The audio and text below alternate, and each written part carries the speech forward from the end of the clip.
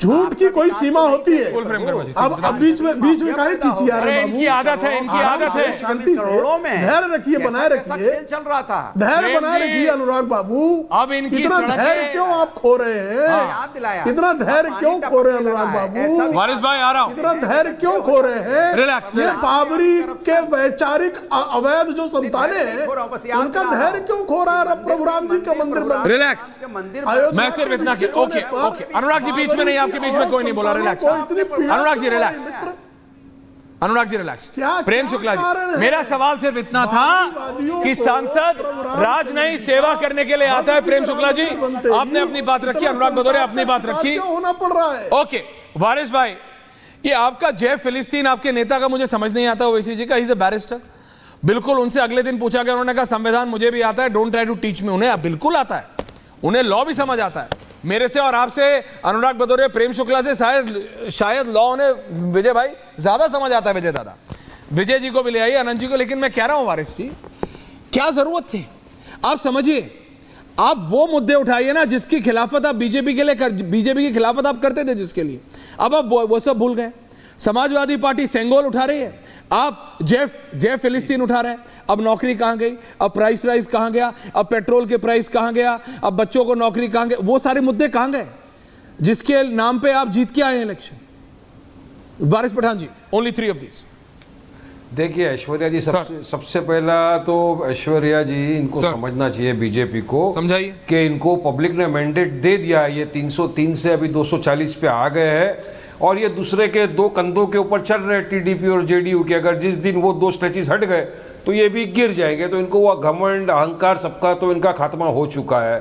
अब आपने सारी चीज याद दिला दी। मोदी जी की गारंटी आपको याद नहीं आ रही? क्या थी गारंटी मोदी जी की? 15 लाख रुपया होगा, आया क्या किसी के पास? 2 करोड़ युवाओं को रोजगार मिलेगा, मिला क्या? देश का युवा सबसे ज्यादा बेरोजगार बन के घूम रहा है, कोई पॉलिसी नहीं है इनके पास। काला धन लाने वाले थे, विजय माल्या, नीरव चोकसी सबको लेके आने वाले थे, लाए क्या? नहीं लाए। पब्लिक ने अपना मैंडेट देके खत्म कर दिया इनको। बात नंबर 2, आपने याद दिलाया ओवैसी साहब की शपथ का, तो मैं आपको बताना चाहूंगा, ओवैसी साहब 5वीं मर्तबा सांसद बने हैं। 3,80,000 की मार्जिन से जीते हुए सांसद हैं वो। उन्होंने शपथ लिया। शपथ में उन्होंने क्या कहा? सबसे पहले संविधान की बात करी, संविधान के नाम से शपथ लिया, वो आपने नहीं दिखाया। उन्होंने कहा जय मीम, जय भीम, जय फिलिस्तीन, जय तेलंगाना, तकबीर, अल्लाह अकबर। क्या संवैधानिक है? अब फिलिस्तीन का और गाजा का समर्थन तो पूरा देश कर रहा है। महात्मा गांधी जी ने समर्थन किया फिलिस्तीन का, गाजा का। अटल बिहारी वाजपेयी ने स्टेज से खड़े होकर फिलिस्तीन, गाजा का समर्थन किया।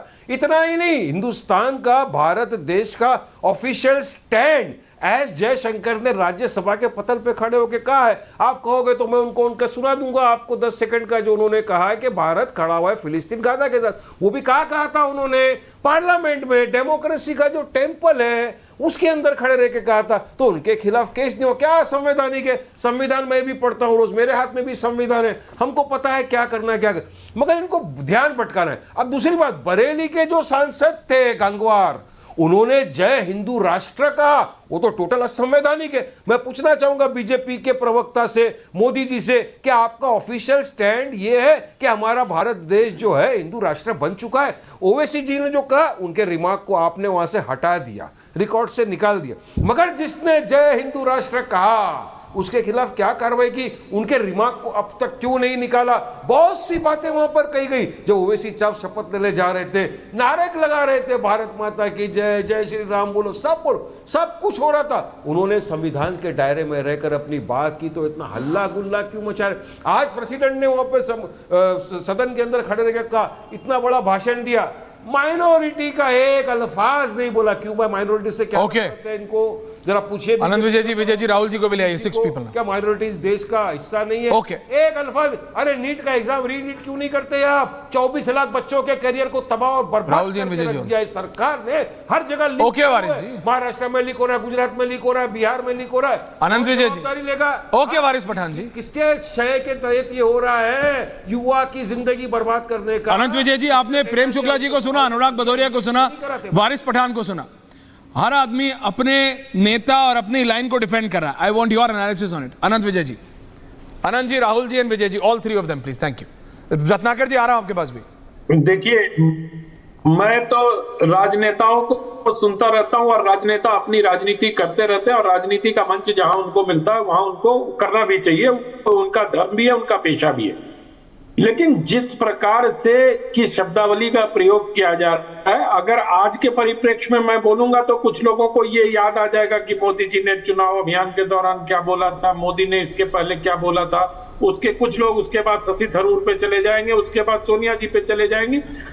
बात अगर वर्तमान परिप्रेक्ष्य में करनी हो तो आज की बात की जानी चाहिए। और आज अखिलेश जी ने जो कहा, ये अयोध्या का राजा है, मुझे लगता है वो, मैं ये मान के चलता हूं वो उनसे स्लिप ऑफ टंग हो गया होगा, क्योंकि अखिलेश यादव ये नहीं कह सकते हैं प्रभु श्री राम के होते हुए कि अयोध्या के राजा अवधेश जी हैं।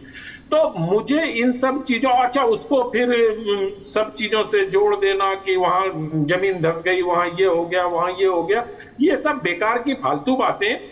जब विपक्ष ये दावा कर रहा था कि हम रचनात्मक विपक्ष की भूमिका में रहेंगे, तो क्या रचनात्मकता दिखाई विपक्ष ने? मैं ये जानना चाहता हूं कि विपक्ष की रचनात्मकता कहां दिखी संसद के सत्र में? क्या विपक्ष इस बात के लिए भारतीय जनता पार्टी या एनडीए की अब आलोचना कर रहा है कि उसने इमरजेंसी की याद दिला दी? क्या इमरजेंसी के 50 वर्ष पूरे होने पर, क्या इमरजेंसी की, क्या संविधान के 75 वर्ष पूरे होने के आरंभ होने पर क्या संविधान और क्या इसकी बात नहीं होनी चाहिए थी इमरजेंसी की? मैं बार बार इस राहुल देव जी कि जब तक आप अतीत को याद नहीं करेंगे तब तक भविष्य की बुनियाद आपकी ठीक नहीं होगी। आप राजनीति करिए। बहुत अच्छा मुद्दा नीट का उठाया अनुराग भदौरिया ने, और मैं कहता हूं कि छात्रों के भविष्य के साथ जिस प्रकार से नीट में खिलवाड़ किया गया है, अनुराग जी ऑल्सो, कड़ी से कड़ी सजा होनी चाहिए। और नीट की परीक्षा अगर जरूरत पड़े तो फिर से की जानी चाहिए। ये एक ऐसा मुद्दा है जिस पर मैंने पहले दिन भी आपके साथ बातचीत में कहा था कि तमाम सांसदों को एकजुट होकर संसद के सारे विधायी कार्यों को स्थगित करके सिर्फ और सिर्फ नीट पर चर्चा करनी चाहिए, क्योंकि छात्र भारत के भविष्य हैं और उनके भविष्य के साथ खिलवाड़ करने की इजाजत किसी को नहीं होनी चाहिए। पॉइंट टेकन आनंद जी। राहुल जी ओपनिंग कमेंट्स, और उसके बाद मैं बता रहा हूं वो सपा के सांसद भी जुड़ रहे हैं, और मैं तीनों ये जो सीनियर पत्रकार हैं, मैं चाहूंगा राहुल जी आप भी, विजय जी आप भी, और आनंद जी आप भी जरा उनसे एक एक सवाल जरूर लेंगे। लेकिन हाँ Rahul ji opening comment sir आपके, सॉरी आपको वेट करना पड़ा। राहुल जी आपने सबको सुना। देखिए 2-3 मुद्दे आपकी चर्चा में जो मैं सुन पाया हूं, 2-3 मुद्दे आए हैं। उसमें एक सवाल है कि अवधेश प्रसाद को उन्होंने अयोध्या का राजा कहा, अखिलेश ने जी, ये गलत बात है, गलत कहा उन्होंने।